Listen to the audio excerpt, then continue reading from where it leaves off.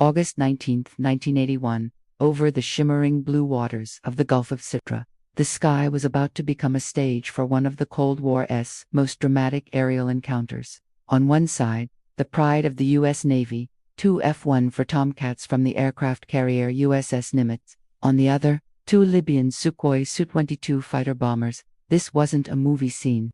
This was real, and it was about to get intense. So, what was going on? The backdrop is crucial. Libya's leader, Muammar Gaddafi, had declared the entire Gulf of Sidra as Libyan territorial waters, calling it the Line of Death. This claim extended far beyond the internationally recognized 12 nautical mile limit. The United States, committed to the principle of freedom of navigation, saw this as an illegal and provocative move. To challenge it, the U.S. Navy regularly conducted operations in these international waters, and in August 1981, it was time for another one. The USS Nimitz and USS Forrestal carrier battle groups were steaming through the Gulf, conducting a major naval exercise. The message was clear: these are international waters, and we will operate here freely. Gaddafi, however, wasn't one to back down. He ordered his Air Force to intercept any American aircraft that crossed his self-proclaimed line. Tensions were sky-high. Over the preceding days, Libyan fighters had flown numerous intercepts against U.S. planes. But they were always professional, shadowing the American aircraft before turning back. But on the morning of August 19th, something changed.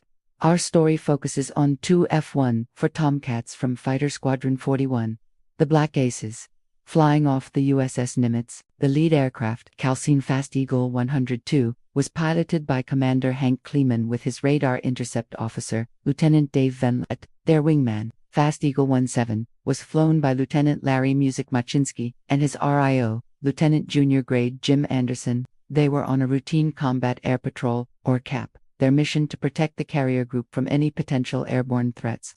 Early that morning, at about 7:15 a.m. local time, the carrier SE to Hawkeye airborne early warning aircraft detected two Libyan fighters taking off from Godabia Air Base near the city of Sirte. They were heading north, directly toward the American fleet. The Hawkeye controller vectored Kleeman and Muczynski's Tomcats to intercept. At this point, it was just another day at the office. The American pilots expected the usual Katanmos game. They'd meet the Libyans' wave, and everyone would go home. As the F-14s closed the distance, their powerful AWG-9 radars locked onto the incoming bogies. They were identified as Sukhoi Su-22 fitters, Soviet-built fighter. The Tomcats, designed for long-range fleet defense, were far superior in a dogfight, equipped with a versatile arsenal of Phoenix, Sparrow, and Sidewinder missiles, plus a 20mm Vulcan cannon. The Su-22 was a capable ground-attack aircraft, but was outmatched in an air-to-air engagement against the Tomcat. Commander Kleeman and his wingman maneuvered to position themselves between the Libyan jets and the carrier group. They wanted to meet the Su-22s head-on, make their presence known, and gently escort them away. The rules of engagement were strict: do not fire unless fired upon. This was a critical point. The American pilots had to show restraint and could only act in self-defense. As the four aircraft converged at high speed, the distance between them evaporated in seconds. The American pilots prepared for a peaceful, non-confrontational turnaway. But the Libyan pilot in the lead Su-22 had other plans. In a stunningly aggressive move, without any warning, he fired an AA-2 Atoll heat-seeking missile directly at Kleeman's F-14. Inside the cockpit of Fast Eagle 102, the calm morning was shattered. A loud tone screamed in their headsets, signaling a missile launch. Dave Venlet, the RIO, saw the smoke trail of the missiles streaking towards them. Commander Kleeman, an experienced combat aviator, didn't hesitate. He yanked the F-14 into a hard defensive break, a gut-wrenching high-G turn to evade the incoming threat. The Tomcat, a massive fighter, proved its agility.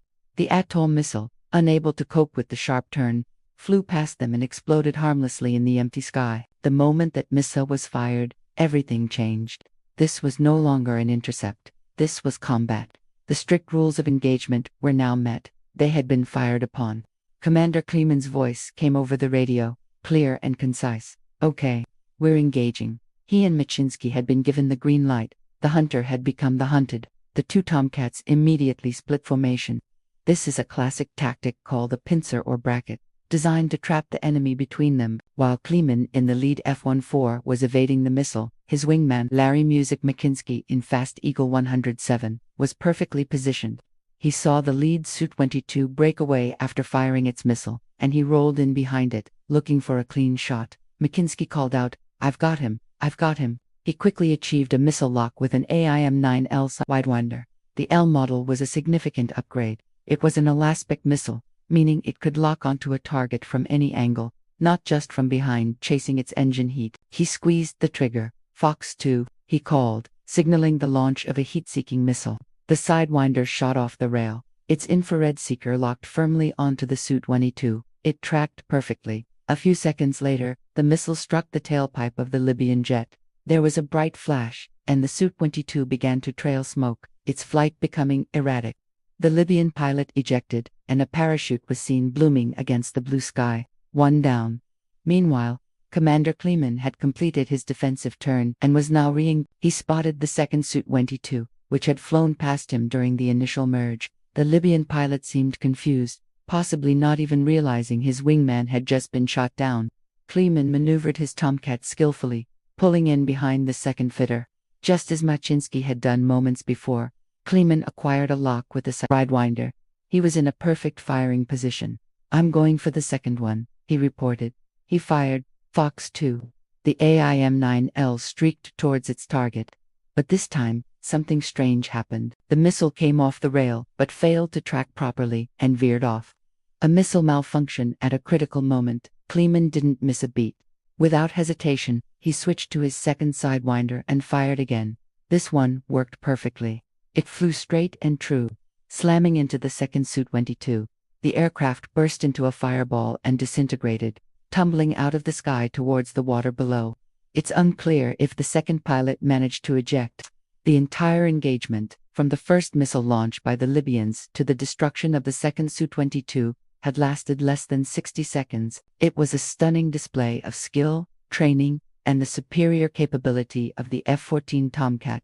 The American pilots, having confirmed the two splashes, turned their powerful fighters north and headed back towards the safety of the USS Nimitz. Back on the carrier, the radio transmissions had been followed with breathless intensity. When Kleeman and Muczynski reported 2 kills, the ship erupted in cheers. The pilots landed back on the Nimitz to a hero's welcome. Their jets, Fast Eagle 102 and 107, were soon adorned with painted silhouettes of the Su-22 fitter, a traditional marking for an aerial victory. The aftermath was politically charged. Libya claimed its unarmed reconnaissance planes were attacked in Libyan airspace. The United States released the cockpit audio and gun camera footage, which provided undeniable proof that the Libyans had fired first and that the engagement took place over international waters. The evidence was irrefutable.